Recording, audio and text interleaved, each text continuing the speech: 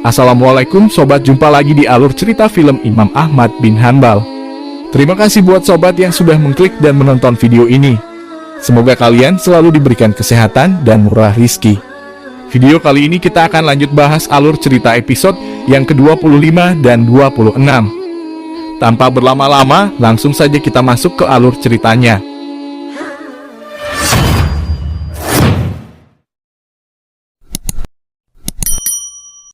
Baik sobat, melanjutkan cerita episode sebelumnya memperlihatkan kota Baghdad di tahun 223 Hijriah. Lalu terlihat Umair sedang membawa dukun beranak untuk istrinya yang akan melahirkan.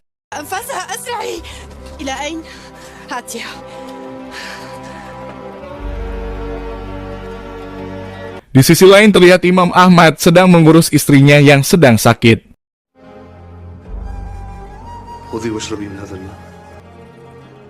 Sallallahu al-azim rabbal arshil azim afiyaki wa yashfiyak. Fidaki nafsi ya Abbas. Anti bi khairin insyaallah. Inni araki bi khairin insyaallah ya Abbas. Kembali ke Umair, terlihat sangat bahagia dengan kelahiran putranya. Innahu sabiyyun sahihun mu'afa ya waladi. وماذا عن سعاد؟ إنها بخير والحمد لله. الحمد لله على كل شيء. مبارك يا عمر مبارك. Soleh kemudian datang untuk melihat kondisi ibunya yang sakit. Terlihat kesedihannya karena kondisi ibunya tak kunjung membaik. Tabib tak mempunyai obat untuk jenis penyakit ibunya yang dikatakan langka. Tapi Imam Ahmad terus menguatkan hati putranya agar menyerahkan kondisi ibunya kepada Allah. أنت رجل مؤمن وتعلم أن الموت على العباد حق وأن الصبر عند الصدمة الأولى. لا اعتراض على حكم الله يا أبي، لكنها أمي، ليس لي في الدنيا سواها. ليت كل ما أصابها كان بي. نعم صالح يا أبي، نعم صالح. Selanjutnya gubernur menyampaikan kabar baik untuk Amirul Mukminin, di mana pasukan muslim berhasil memenangkan perang melawan pasukan Baba Al-Karami. وهو الآن في طريق إلينا عدو الله الخرمي أسير الذي الله أكبر الله أكبر الله أكبر.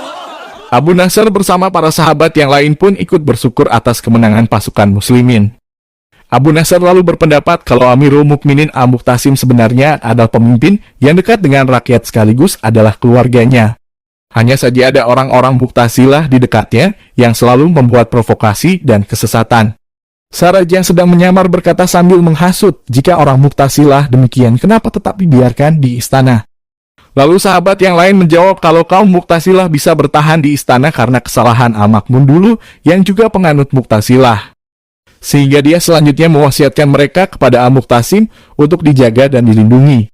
Sedangkan terhadap Imam Ahmad mereka melarang semua kajiannya, karena mereka sadar kalau Imam Ahmad tidak akan membiarkan paham sesat mereka menyebar di tengah masyarakat. Kembali ke Imam Ahmad yang tampak sedih melihat kondisi istrinya seperti itu. Jazakillahu ya Umma Salihin khaira. Laqad kunti li khairal ahli wa kunti li ni'mas sanad. لقد قضيت معي أكثر من 20 سنة. صبرت حيث يجب الصبر. شفاك الله وعافاك يا أم ولدي. اللهم اشفها مما تجد وتحاذر. Selanjutnya menceritakan cerita berlalu 2 minggu kemudian. Tampak gubernur bersama tentaranya membawa tawanan perang Barak Al-Karami untuk dihadapkan ke Al-Muqtasim. Di sisi lain juga dikisahkan Imam Ahmad bersama putranya telah usai memakamkan istrinya yang telah meninggal.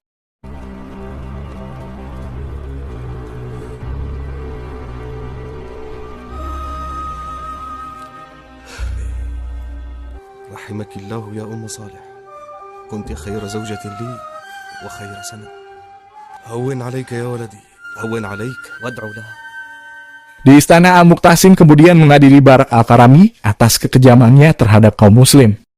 Barak Al-Karami adalah orang yang selalu melakukan teror dan pembunuhan sadis kepada kaum muslimin selama puluhan tahun.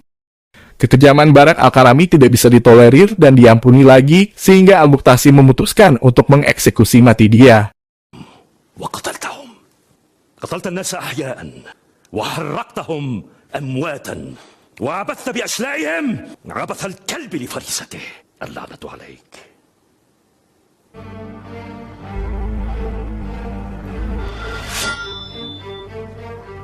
أيها الحارس ثبتوني. الله أكبر.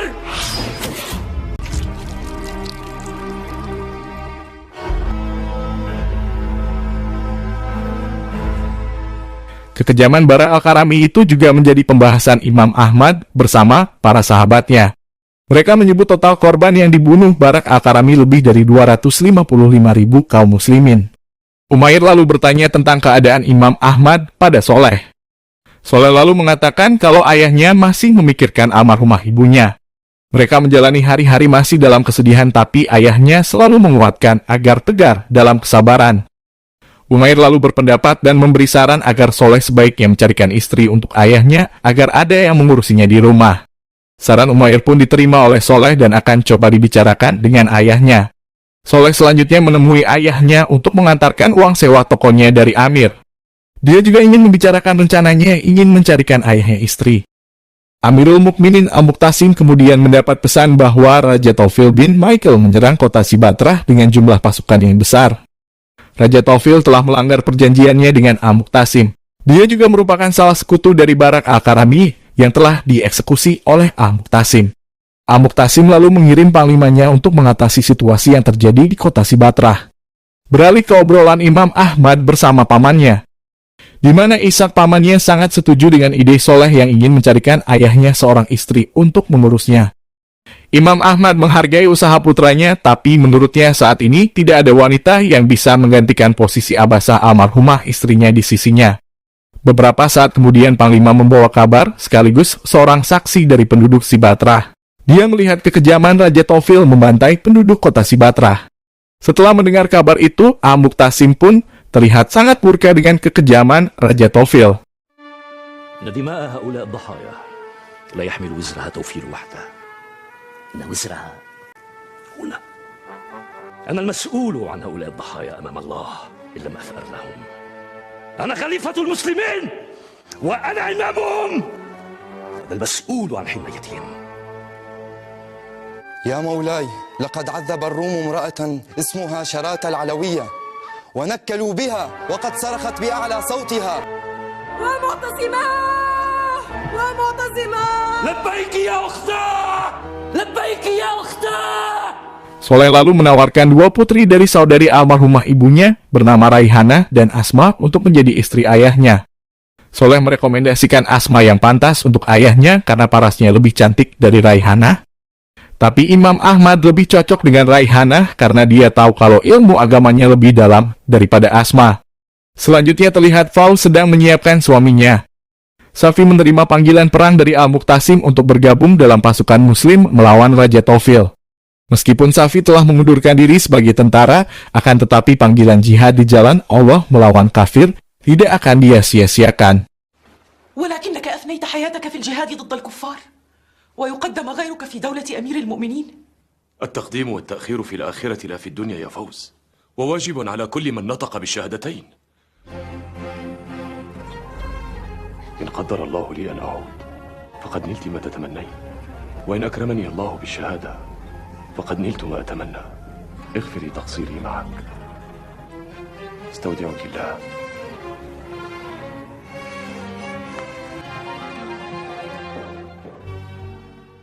Al-Muqtasim lalu berwasiat dan disaksikan oleh para penasihatnya. اكتب. لبيك يا مولاي.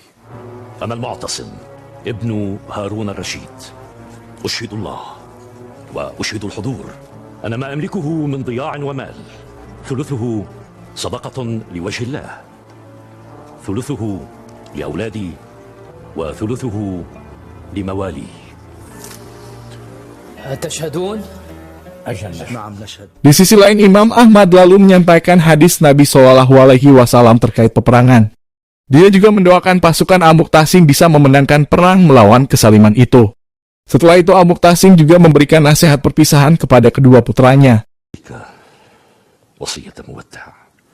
المسلمون أمانة بين يديك، دينهم، دماؤهم، أموالهم، أعراضهم.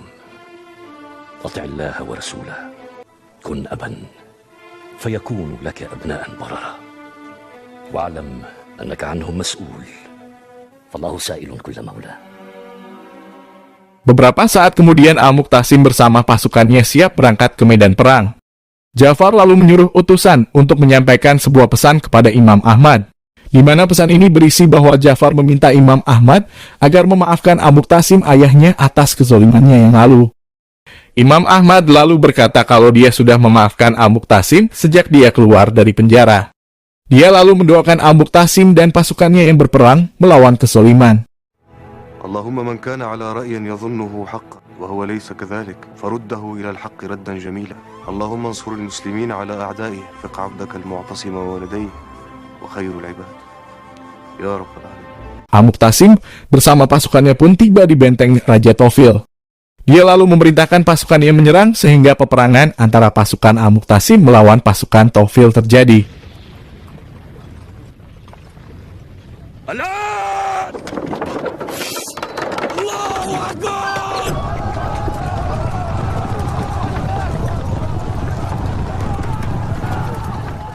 Sementara Imam Ahmad terus berdoa untuk Al-Muqtasim dan pasukannya akan diberi pertolongan dan kekuatan oleh Allah. Para ulama Ahlu Sunnah wal Jamaah lalu membahas peperangan yang terjadi. Tapi Saraj kembali membuat provokasi dengan mengungkit masalah kesoliman Al-Muqtasim kepada Imam Ahmad.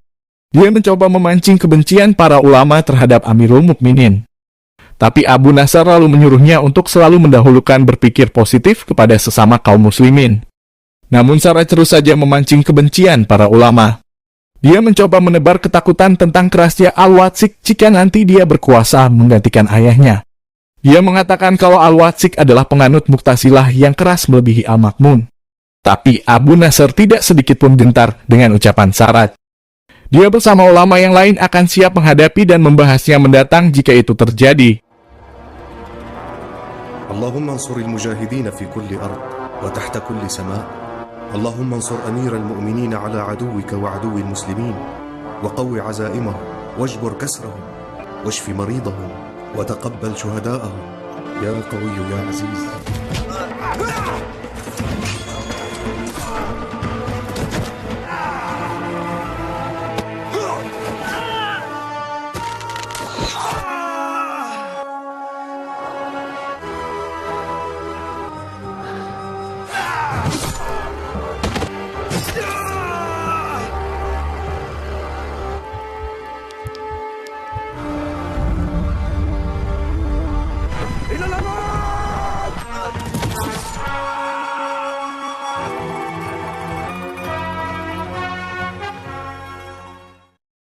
Selanjutnya dikisahkan usia Imam Ahmad bin Hanbal memasuki masa tua, tepatnya di tahun 227 Hijriah.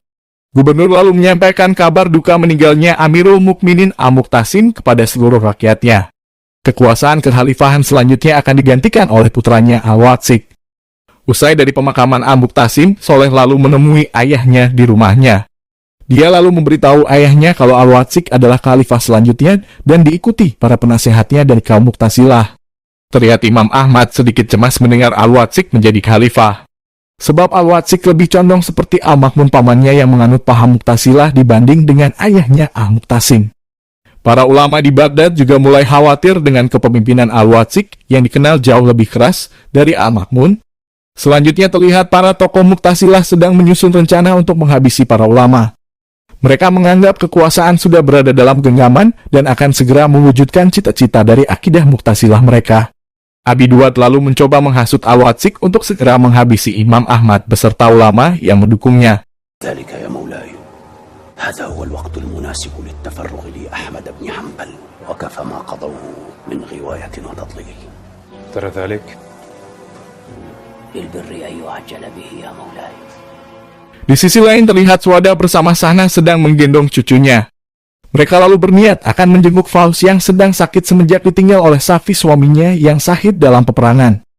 Al-Watsik lalu mengutus prajuritnya untuk menyampaikan pesannya kepada Imam Ahmad. Dalam pesannya Al-Watsik memerintahkan Imam Ahmad untuk keluar dari Baghdad. Dia mengancam akan menghukumnya jika Imam Ahmad melanggar perintahnya. Lalu terlihat Faus dalam kondisi sakit. Di rumahnya juga telah datang Sahnas dan Suwadah yang menjenguknya. Faus mulai sakit ketika Safi suaminya meninggal dalam perang melawan pasukan Tawfil. Dia lalu berkata di mana saat Safi masih hidup, Faus sangat takut dengan kematian. Tapi sekarang saat suaminya telah meninggal, dia justru takut dengan kehidupan. Imam Ahmad lalu memberitahu para sahabat dan muridnya tentang pesan Al-Watsik kepadanya, di mana Al-Watsik memerintahkan agar Imam Ahmad keluar dari Baghdad. Sebagian sahabat bingung harus memberi solusi apa kepada Imam Ahmad selain menuruti perintah Al-Watsik. Tapi Ibnu Hani justru berbeda pendapat. Dia ingin Imam Ahmad tetap tinggal di Baghdad. Dia berencana akan menyembunyikan Imam Ahmad di rumahnya yang sangat rahasia dalam waktu lama. Dengan cara seperti itu, Al-Watsik akan melupakan tentang Imam Ahmad dan berhenti untuk mencarinya. Abi Duwad bersama Amir kembali menghasut Al-Watsik agar segera membunuh Imam Ahmad.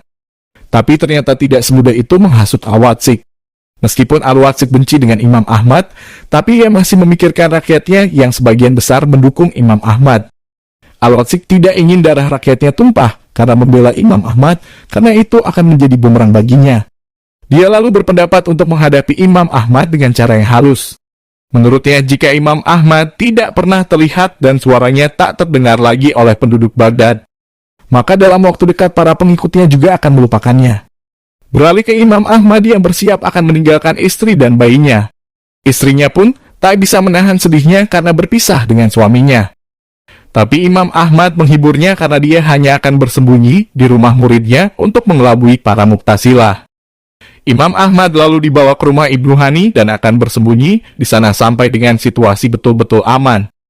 Lalu terlihat orang-orang sedang melayat atas meninggalnya Faus, di mana rumah beserta seluruh harta Safi dan Faus diwasiatkan kepada Suwadah dan Umair. Malik lalu berkata kalau situasi semakin berbahaya, di mana Al-Watsik telah memberikan perintah kepada seluruh gubernur agar memaksa semua ulama tanpa terkecuali untuk menerima akidah Mu'tazilah. Abu Nasr lalu berpendapat sampai kapan kita harus lemah seperti wanita saat agama Allah dinistakan.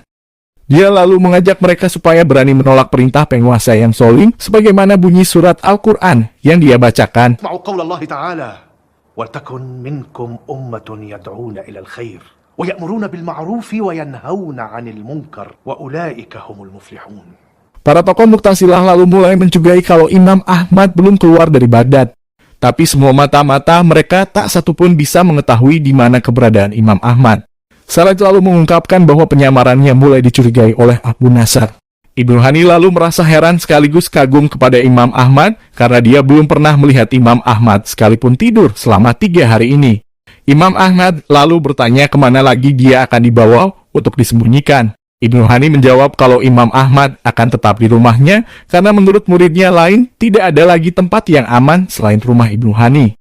Imam Ahmad lalu menjanjikan sesuatu untuk Ibnu Hani jika dia mau memenuhi keinginannya. Keesokannya Imam Ahmad kemudian menepati janji untuk memberikan sebuah ilmu untuk murid-muridnya. اختفى رسول الله صلى الله عليه وسلم في الغار 3 أيام ثم تحول وليس ينبغي أن نتبع رسول الله صلى الله عليه وسلم في الرخاء وكهو في الشدة. Raihana lalu mengungkapkan betapa dia merasa kesepian seolah tidak memiliki siapapun sejak Imam Ahmad pergi. Soleh pun kemudian menghiburnya dengan berkata kalau ibunya masih memiliki dirinya dan Abdullah adiknya. Selanjutnya Abu Nasr mengumpulkan para murid Imam Ahmad. Dia mengajak pemuda-pemuda itu untuk bersama-sama melawan para Mu'tazilah yang sesat itu. Abu Nasr berencana akan mengungkap kesesatan dari paham Mu'tazilah yang semakin sewenang-wenang kepada ulama. هذا الرجل وبدعته فأكشف سوءة اعتقاده الفاسد فمن أراد منكم أن يكون معي في هذا الأمر فليبقى جالسا. كلنا معك يا إمام وسنكون بإذن الله يدك حتى ننتصر لدين الله. Amir bersama Badr semakin yakin bahwa Imam Ahmad memang masih berada di Baghdad. Mereka berencana akan menggeledah semua rumah murid Imam Ahmad untuk menemukannya. Tapi menurut Amir itu adalah hal beresiko karena jika mereka terbukti tidak menemukan Imam Ahmad, maka itu akan menjadi bumerang bagi mereka. Baik sobat, ini adalah bagian akhir cerita di episode ke-25 dan 26. Jika sobat suka dengan alur cerita film ini, mohon like video ini dan jangan lupa subscribe juga agar sobat tidak ketinggalan alur cerita episode berikutnya. Wassalamualaikum warahmatullahi wabarakatuh.